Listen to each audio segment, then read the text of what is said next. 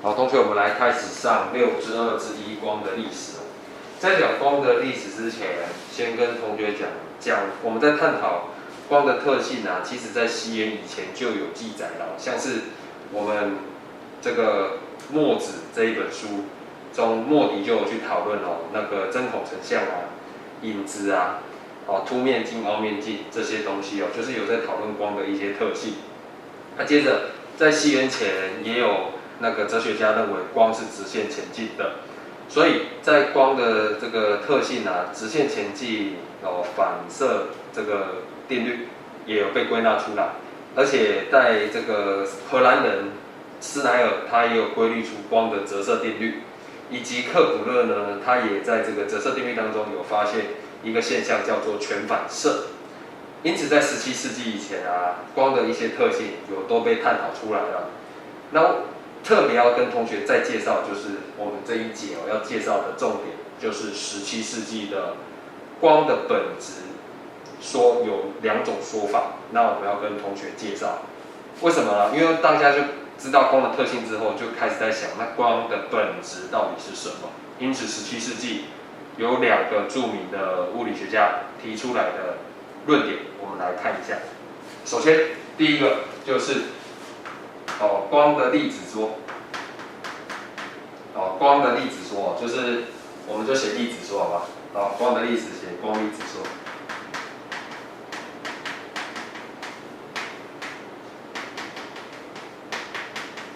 好，那光的粒子说呢？它是什么？它是谁提出来的？是牛顿提出来的。他认为光呢是由许多微小的粒子组成，而且怎么样？而且它是以什么为基础？跟同学介绍，因为当时怎么样？牛顿最出名的，或者是同学最熟悉的就是他的力学嘛，所以他是以力学为基础去说光的粒子说。好，由于是高一嘛，我们不会讲的太困难了，所以我们就讲一下。我们今天如果看到一道光照到玻璃，而且假设是一个光滑的障碍物好了，好吧，一个光滑的障碍物。你今天就是一个光打到这个光滑的障碍物，那它是不是会反射，让同学觉得很亮？例如说铝的板好了，好不好？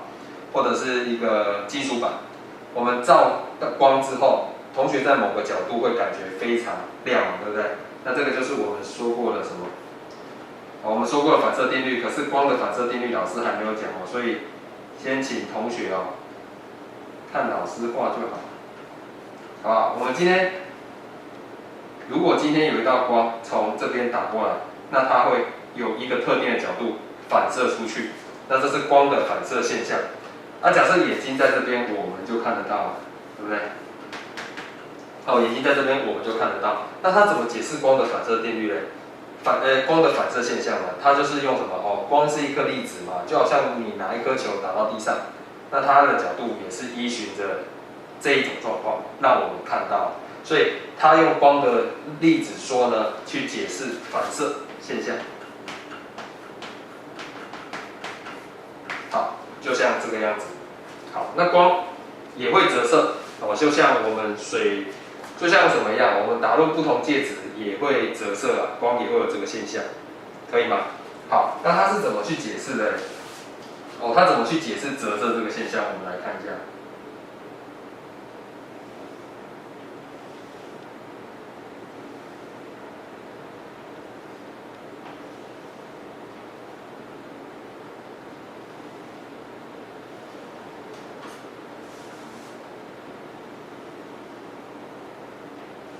好，我们来看一下光。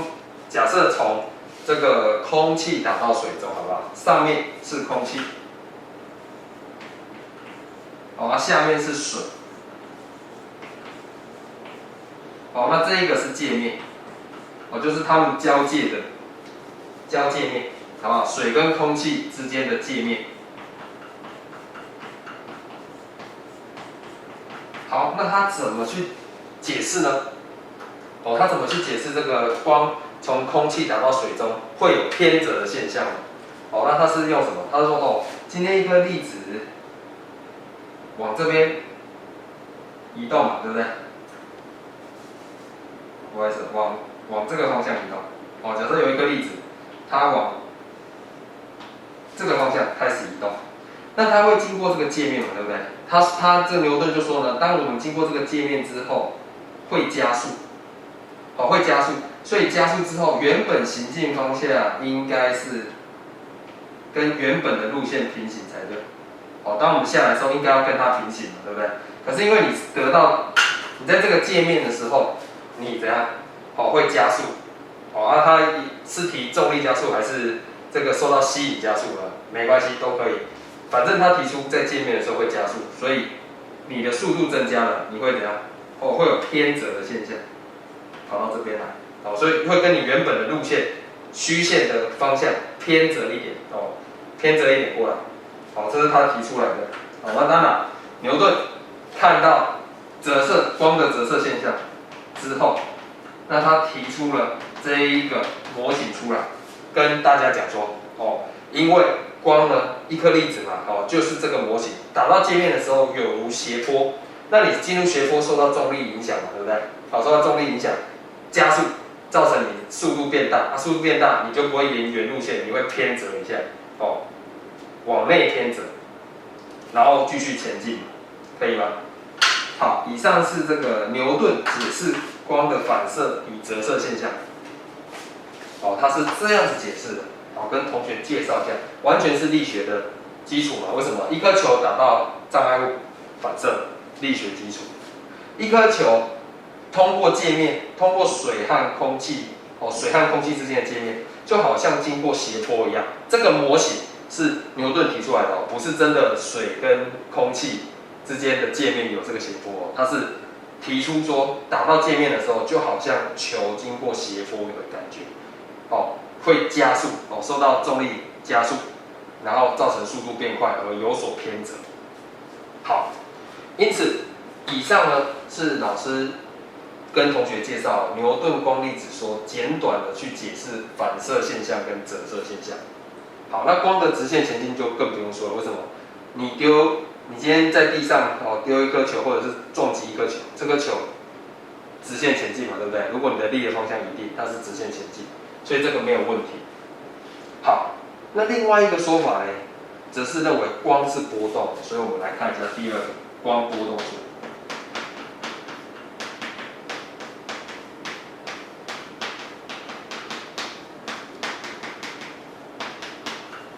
好，光的波动说是谁提出来的？这个物理学家也是有名气的，哦，叫惠更斯。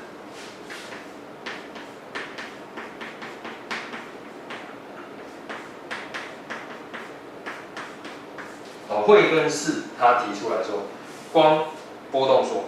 好，那其实历史文献来讲啊，当光去解释什么哦油污反射的时候啊，牛顿其实也说，用光的波动也是可以解释的，但是他怎么样？他认为光的粒子说可以解释的更好，因此牛顿并不是不知道说波动可以解释，他知道，只是他认为粒子去解释可以解释的更好，可以吗？好，那再来光的波动说，同学就学过了，简单来讲，它就是以什么为基础？虽然是废话，可是老师还是要写一下。光的波动说以波动基础嘛，就是以波的特性为基础，所以我们写一下。哦，它当然是用波的特性当做基础哦。好，我还是要写一下，不然真的有同学不知道哦。好，那波有什么特性呢？这就我们学过了嘛。他说反射定律就好像什么？哦，就好像这个水波呢打到一个什么障碍物一样。好，今天假设有一个障碍物在这边，好，然后就好像什么？哦，就好像有一个水波呢，从这边，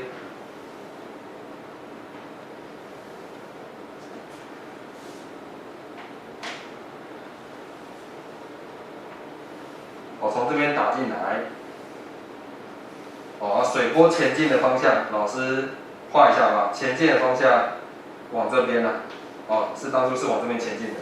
那你反射波嘞？哦，你反射波就会有偏折嘛，对不对？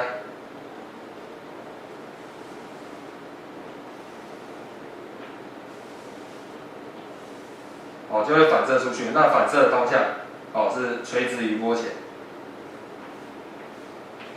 这样出去。那他有说啊，这样也是什么？遵守什么？遵守我们的反射定律嘛。那反射定律已经学过了，法线有没有？入射线跟反射线要在法线的两侧，对吧？而且入射角等于反射角，哦，这个我们说过了，水波的概念嘛。那反射它就是用波的特性去解释。再跟同学复习一下，6/1/1有学过了，不好意思，6/1/2了哦，学过了。那再来，如果是折射要怎么学？折射一样嘛，折射更容易讲嘛，对不对？假设今天这一个是界面，那上面是空气，下面是水。那我们看一下，好，今天假设有什么？有一个入射波，好，入射波长这样。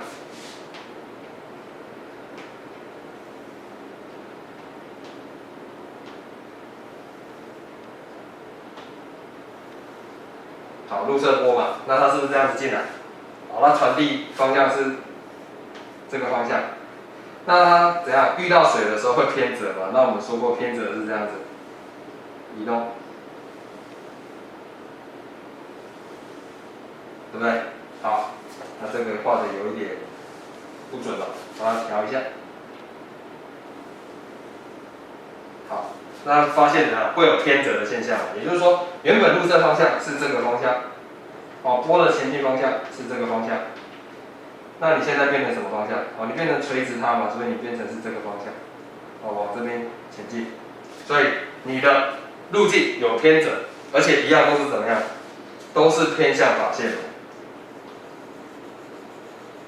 OK， 好，偏向法线。所以当他们看到光的这个折射性质，哦，发现光从空气到水中都会偏向什么？哦，都会偏折，而且都是往这个法线的方向偏。所以他们提出了解释，哦，惠更斯用这个波的概念去解释什么？哦，解释折射的现象。所以我们把它写下，这是折射。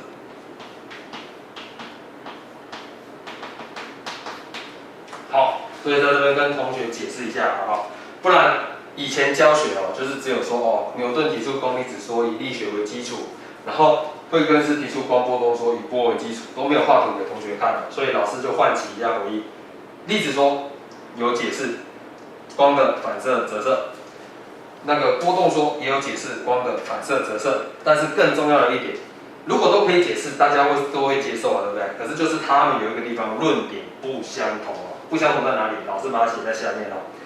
牛顿的光粒子说认为啊，光在水中的速度，因为他说过嘛，受到加速，所以速度变快才产生偏折。所以那照他这个模型来看，在水中的速度应该要比空气中的速度要来的大，对不对？所以我们就写啊，光假设速度是 v， 在水中的速度大于什么？光在空气中的速度。对吧？好，那这个也看过啊，同学还记得我们水波在讲的时候，会有这个现象，是从深水到浅水，还是浅水到深水？哦，深水到浅水区会有这个现象，对不对？同学应该有看吧，6/1/2，对不对？好，深水到浅水会有这个现象。那我们也说过，深水区的什么？哦，速率比较大，那浅水区的速率变小了，因此。既然这个现象跟水波从深水到浅水一样，因此怎样？惠更斯就提出，在水中的速度比在空气中的速度要来的小，所以我们把它写下来。好，在水中的速度比在空气中的速度要来的小，这样可以吗？好，那原谅老师哦，其实很多同学都有这个纳闷，所以老师还是要提出来。我再次强调，如果今天有一个入射波，不论光或水也好，假设先讲水波，我们水波师说过，你从深水到浅水区，你不是只有折射，你还会有什么？会有部分的波怎么样？哦，反射嘛，对不对？因此我们必须要讲哦，这个是会反射的哦，所以我们要画一个反射的波出来。哦，这一个就是反射的波。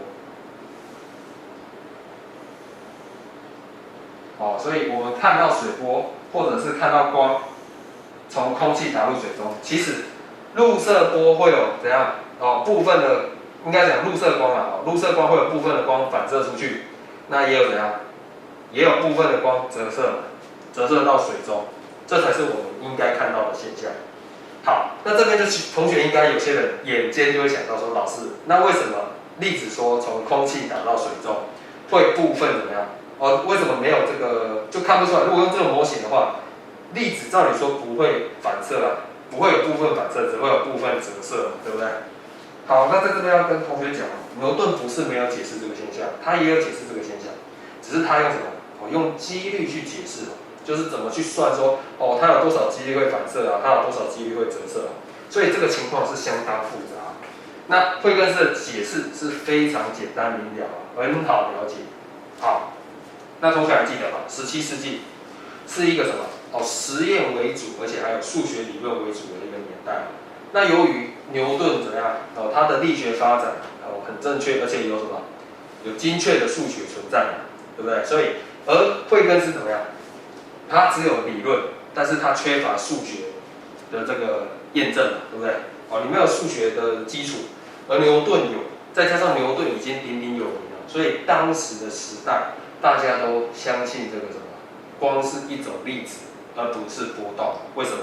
因为牛顿他怎样？第一个声势很旺啊，第二个他人家是有数学根据的，对不对？好，那因此呢，17世纪一直到18世纪啊，大家就怎样？哦，一直是用光的粒子说，那所以这个时候就是大家也都不会怀疑了，就好像我们现在如果要跟同学讲说，如果跟同学讲说牛顿第二运动定律 F 等于 ma 有错，那大部分的同学也不知道错在哪里，对不对？也不会认为，也不会去怀疑，就直接用它，对不对？哦，但实际上其实在这样讲啊，实际在加速坐标系的时候，牛顿第二运动定律是需要被修正的哦。所以说，在这边跟同学介绍这个观念啊，也就是说，我们对物理的应该要保持什么？怀疑的态度，但是不要又太怀疑了，可以吗？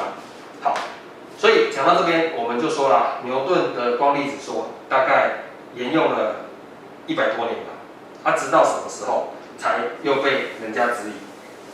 好，那就是直到什么？哦，直到光波动说有证据，而且粒子说没有办法去说明的时候，这个时候大家才会开始质疑光的粒子说嘛。所以我们来看一下第3个，哦，波动说的证据。那老师就照历史发展一步一步跟同学解释哦。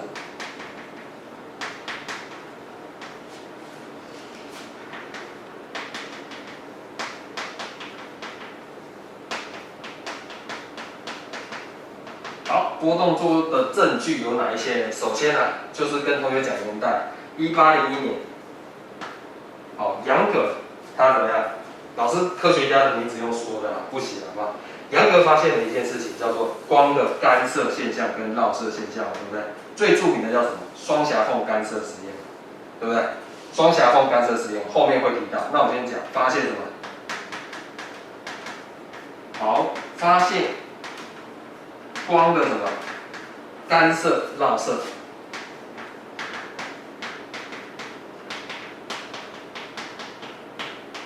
哦，那同学会觉得，这2个名词好像似曾相识哦。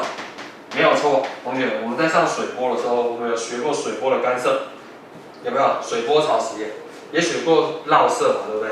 比如说声波的绕射，以及水波的绕射，这个我们都有学过。那我们说过，干涉绕射是波的特性。那如果你今天发现光有干涉现象跟绕射现象的话，那请问你哦，光是粒子吗？哦，那当时时代认为粒子不会有这个特性，所以当我们发现有一位科学家杨格，他发现光的干涉现象跟绕射现象的时候，怎么样？这个时候人们就开始怎么样？开始去怀疑说，光的粒子说怎么说明嘛，对不对？好，那当然没有那么简单。我说过，17世纪以后以数学跟实验为主，这很重要。他是做出了实验没有错，但是怎么样？缺乏数学理论，所以还是怎样？说你又提不出数学理论，所以还是没有完全的被人家相信。那一直到什么？一直到1818年，1818年有一位科学家叫菲涅尔 （Fresnel）， 他怎么样？他怎么创造什么？建立了绕射的数学理论。好，既然你做这个实验对了，对不对？你只是缺乏数学的证明，那还是会有人跟随你，所以他建立了绕射数学理论。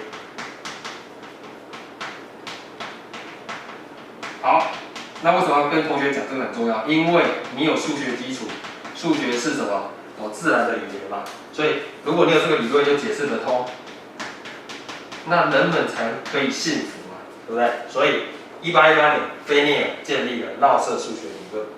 好，但是刚刚说过了，他们在讨论光在水中的速度跟光在空气中的速度，他们两个见解不一样。牛顿认为在水中比较快，而光的波动说在怎样说水中的速度，光在水中的速度比在空气中慢。那最简单的一件事情嘛，大家都有理论，大家都说得通嘛。问题是干涉绕射这个现象，粒子说解释不通。可是现在大家都想了，好，那我们就是看嘛，你在水中的速度跟空气中的速度，到底谁大谁小？那如果这个东西粒子说在错的话，那大概就翻盘了嘛。大家就会说光波动说才是正确的。光是一种波动，对不对 ？OK， 那所以在1850年的时候，有两位科学家法国人菲佐跟那个傅科，他们怎么样？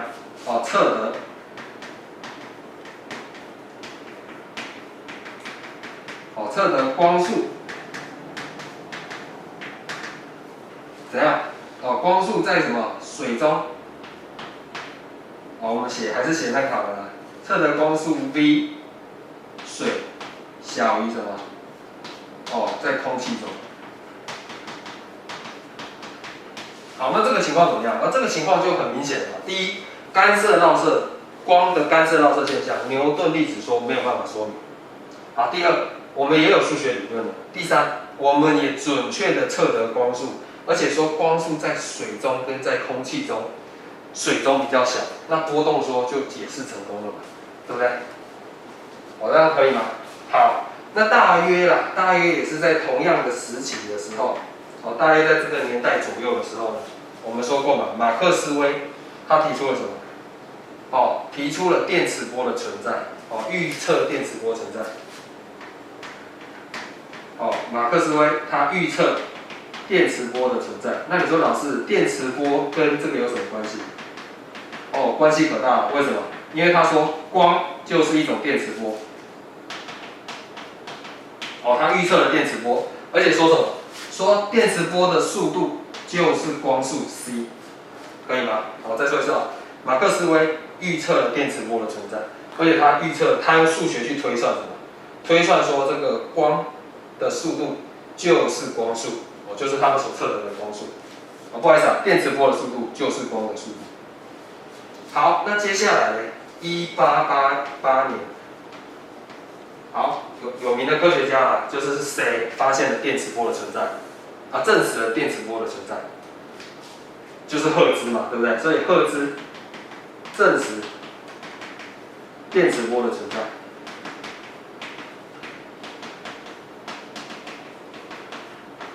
好，那为什么他说要怎么证实电磁波？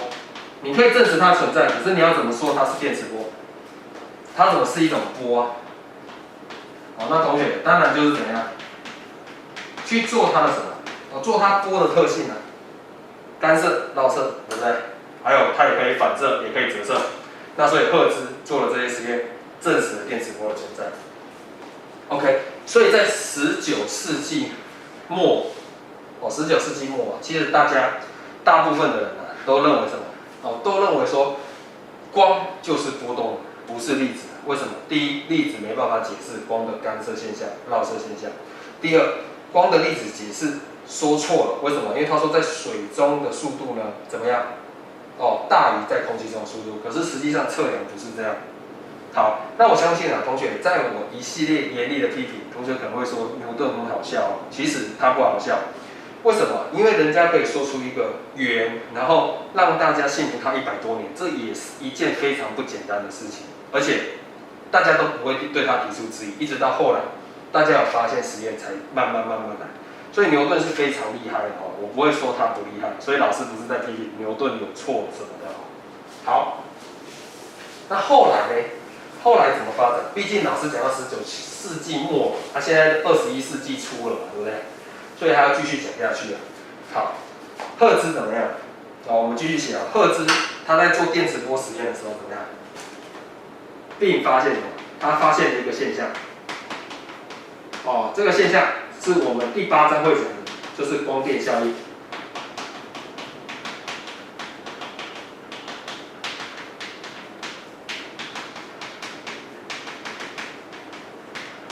好，他发现了光电效应。那光电效应这个东西，老师不会就是直接很严肃的去把它全部讲完了。我只跟你说重点。光电效应当时大家认为光是一个波动，对不对？那怎么样？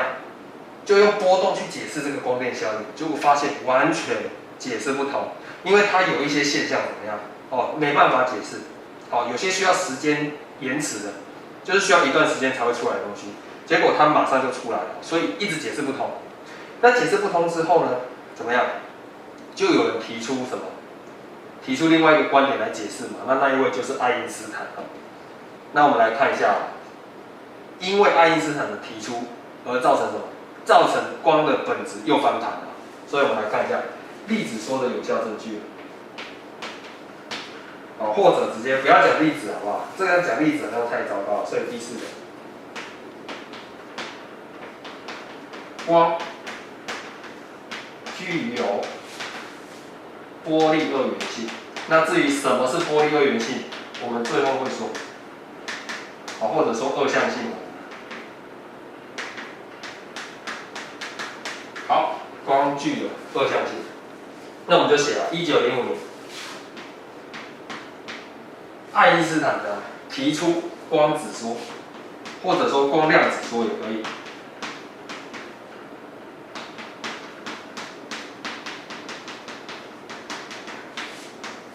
光量子照理说才是他提出来的啦，后来是简称光子说啊。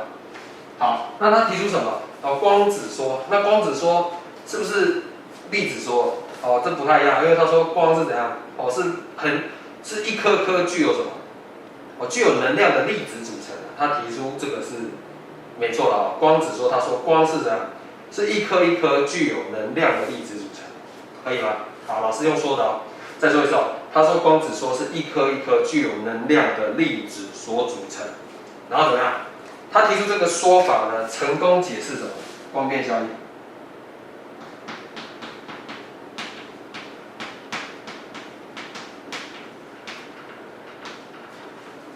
成功的解释光电效应。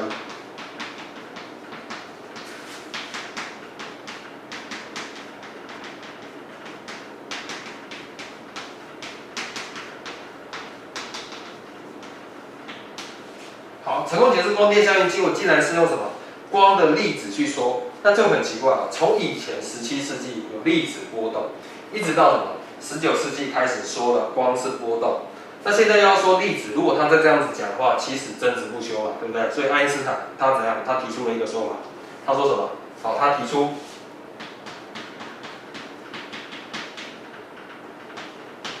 就是鼎鼎大名的波粒二象性。什么叫波粒二象性？他就说呢，光怎么样？它具有波动跟粒子的特性。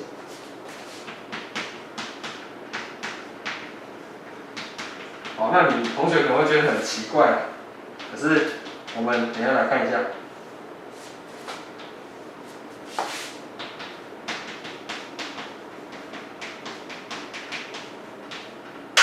好，光具有什么？